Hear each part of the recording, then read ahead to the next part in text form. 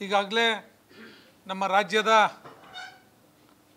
ಅಧ್ಯಕ್ಷರ ನೇತೃತ್ವದಲ್ಲಿ 3 ತಂಡಗಳಾಗಿ ಮಾಡ್ಕೊಂಡು ಪ್ರತಿ ಜಿಲ್ಲೆಗೂ ಸಹ ವಕ್ಫ್ ಮಂಡಳಿಯಿಂದ ಆಗಿರ್ತಕ್ಕಂಥ ಇವತ್ತು ಏನು ರಾಜ್ಯ ಸರ್ಕಾರ ತುಷ್ಟೀಕರಣದ ರಾಜಕಾರಣ ಮಾಡಲಿಕ್ಕೆ ಹೊರಟಿದೆ, ರೈತರಿಗೆ, ದೀನ ದಲಿತರಿಗೆ, ಮಠಮಾನ್ಯಗಳಿಗೆ, ಸಾರ್ವಜನಿಕರಿಗೆ ಇವತ್ತು ಪ್ರತಿಯೊಬ್ಬ ರೈತನೂ ಸಹ ತನ್ನ RTCಯನ್ನು ತಾವು ನೋಡ್ಕೋಬೇಕು ಹೋಗಿ ತಾಲೂಕು ಆಫೀಸಲ್ಲಿ.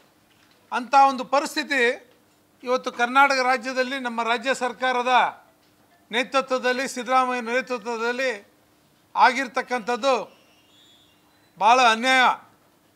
ರೈತರು ಸುಮಾರು 500 ವರ್ಷಗಳಿಂದ ಅವರ ಜಮೀನುಗಳಲ್ಲಿ ಉಳುಮೆಗಳನ್ನ ಮಾಡ್ಕೊಂಡು ಬಂದಿದ್ದಾರೆ. ಇವತ್ತು ಅವರ RTC ಬದಲಾವಣೆಗಳಾಗ್ತಾ ಇರೋದು ನೋಡಿದ್ರೆ ರೈತರು ಭಯಭೀತರಾಗಿದ್ದಾರೆ. ಮಠಮಾನ್ಯಗಳ ಆಸ್ತಿಗಳು ಒಂದು ಕಡೆ, ರುದ್ರಭೂಮಿಗಳು ಏನು ಸ್ಮಶಾನಗಳು, ಆ ಜಾಗಗಳು, ಮತ್ತು ಶಾಲಾ ಕಾಲೇಜುಗಳು, ಅನೇಕಾರು ಹೋಟ್ಲುಗಳು, ಇವೆಲ್ಲವನ್ನು ನಾವು ನೋಡ್ತಾ ಇದ್ದೀವಿ. ಇವತ್ತು ಅವೆಲ್ಲವನ್ನು ರಕ್ಷಣೆ ಮಾಡಲಿಕ್ಕೆ ಭಾರತೀಯ ಜನತಾ ಪಾರ್ಟಿ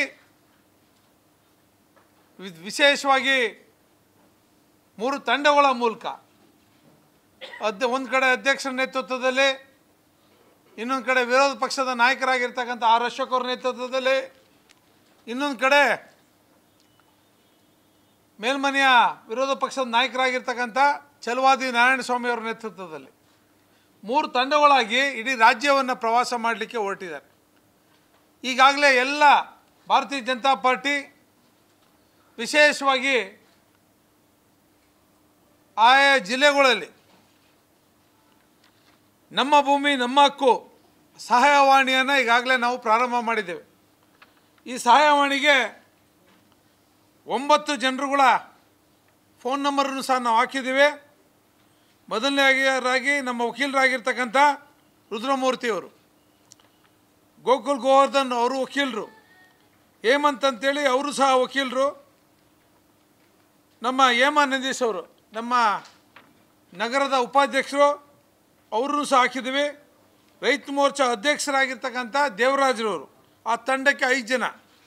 ಅದಾದ ನಂತರದ ಸಾಲದ ಅಂಥೇಳಿ ನಾನು ನಗರದ ಅಧ್ಯಕ್ಷನಾಗಿ ನಾಗೇಂದ್ರ ಮತ್ತು ಗಿರಿಧರ್, ನಮ್ಮ ಜನರಲ್ ಸೆಕ್ರೆಟರಿಗಳಿರ್ತಕ್ಕಂಥ ಗಿರಿಧರ್ ಅವರು, ರಘುರವರು, ಮಹೇಶ್ ಅವರು, ಇಷ್ಟು ಜನರು ಸಹ ಈ ಸಹಾಯವಾಣಿನಲ್ಲಿ ಸಾರ್ವಜನಿಕರಿಗೆ ಈ ಸಹಾಯವಾಣಿಯನ್ನು ಮಾಡಿದ್ದೇವೆ.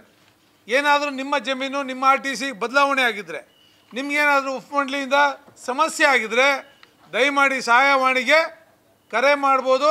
ಈ ಸಹಾಯವಾಣಿಗೆ ಬಂದು ಮಾಹಿತಿಯನ್ನು ಕೊಡ್ಬೋದು. ನಮ್ಮ ಭಾರತೀಯ ಜನತಾ ಪಾರ್ಟಿ ಆಫೀಸ್ಗೂ ಸಹ ನಾವು ಇದನ್ನು ಮಾಹಿತಿಯನ್ನು ಕೊಡ್ಬೋದು ನೀವು ಅಂತಕ್ಕಂಥದ್ದನ್ನ ಈಗಾಗಲೇ ನಾವು ಹೇಳಿದ್ದೇವೆ.